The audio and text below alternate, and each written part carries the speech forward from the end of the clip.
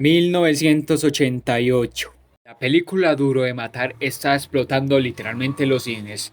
Pero ¿qué ocurría en la animación? Pues, ¿quién engañó a Roger Rabbit? Estaba como el mayor representante de animación en esos años, pero ¿qué estaba ocurriendo en el viejo continente, o más conocido como Asia? Pues ese mismo año en los cines japoneses estaba siendo estrenada una de las películas de culto más importantes de la historia que hizo cambiar el rumbo de la misma animación tal cual y conocemos. Así es conocida la película Akira.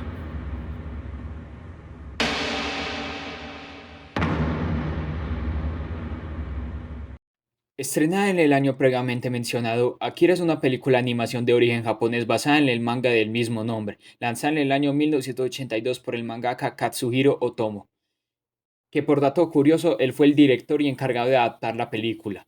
En esta se nos muestra cómo la ciudad en Tokio, en el año 1988, fue destruida por una explosión nuclear ocasionada por la Tercera Guerra Mundial.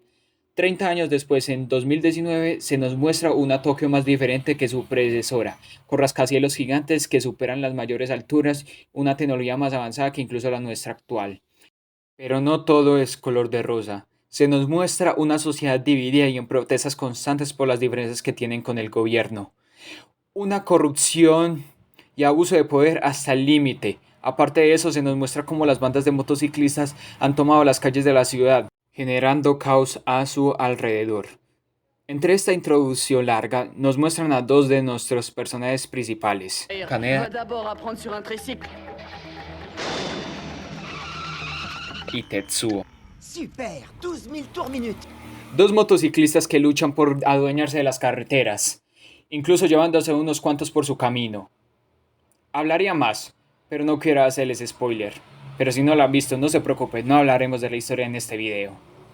Bueno, continuando con lo anterior, tenemos la pregunta: ¿cómo es que Akira se volvió una película de culto y tan importante que hasta el día de hoy, más de 30 años de su estreno, todavía seguimos hablando de ella?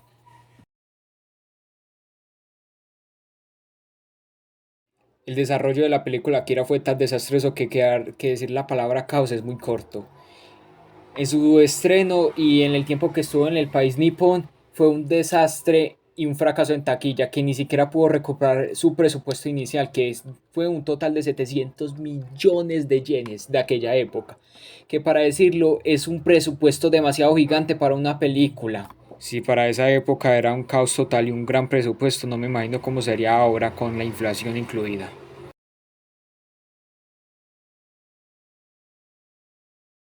Pero ese no fue el final. Pues si ese hubiera sido, no estaríamos hablando en ese momento de la película Akira.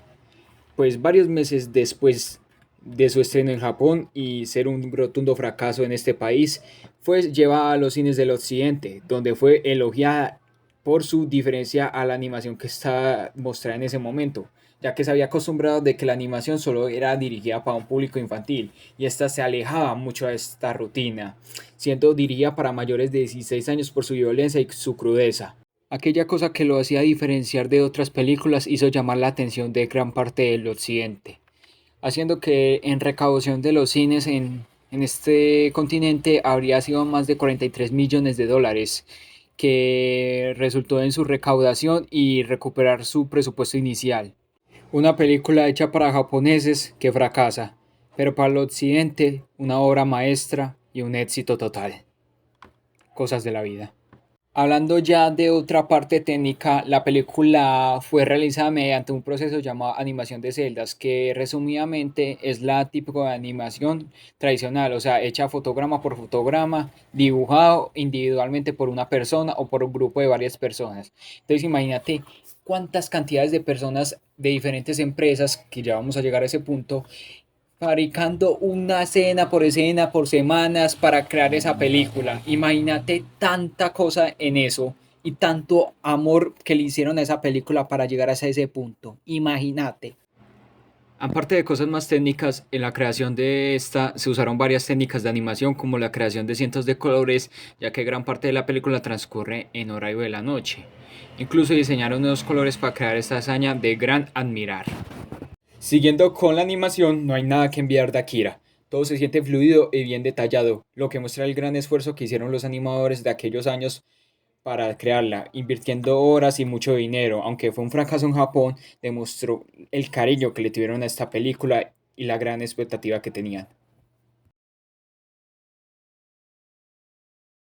Poder hacer que esta hazaña se pueda cumplir, se necesitó crear un nuevo estudio de animación con el nombre de Akira Comite Company, que sus intenciones fue el desarrollo de la propia película. El estudio fue formado por varias empresas y compañías de animación, mayormente japonesas. Entre La banda sonora de Akira es considerada aún en nuestros tiempos como una de las mejores bandas sonoras jamás hechas para una película, y mucho más para una película animada japonesa. Esta fue desarrollada por la banda Jay-No Yamashirogumi, sí, literalmente tienen ese nombre. Mientras se desarrollaba la banda sonora de la película, se consideraron muchos elementos experimentales, incluyendo mezclas de música electrónica de los 80s, elementos de música clásica y música clásica del país nipón. Fue creada así para que pudiera adaptarse al entorno complejo y emocionante que carga esa película, además de crear aquella atmósfera tan distópica y futurista que tanto caracteriza a la ciudad de Neo Tokio. Además de lo previamente dicho, también utiliza sonidos y efectos vocales no tan vistos en el cine que son combinados con el ambiente de la película, como por ejemplo que podían dar con las escenas cuando una explosión es causada o cuando un personaje está disparando entre otros. El soundtrack está compuesto por un total de 10 piezas sonoras que conforman toda la película, incluso algunas son más largas que lo que se muestra en la pantalla misma. Algunas de las más conocidas y que en mi opinión considero las mejores son Kaneda's Theme,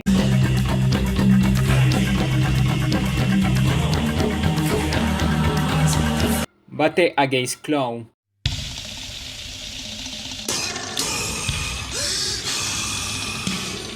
Requiem, Tetsuo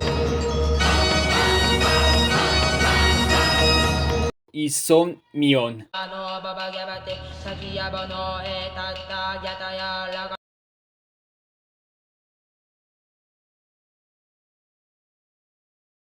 Conclusiones. Akira fue un antes y un después para la animación. Nos demostró que no solo en Estados Unidos se podía encontrar la mejor animación, sino que fue y es fuente de inspiración para otras obras, como podían ser The Matrix, Ghost in the Shell, Blade Runner.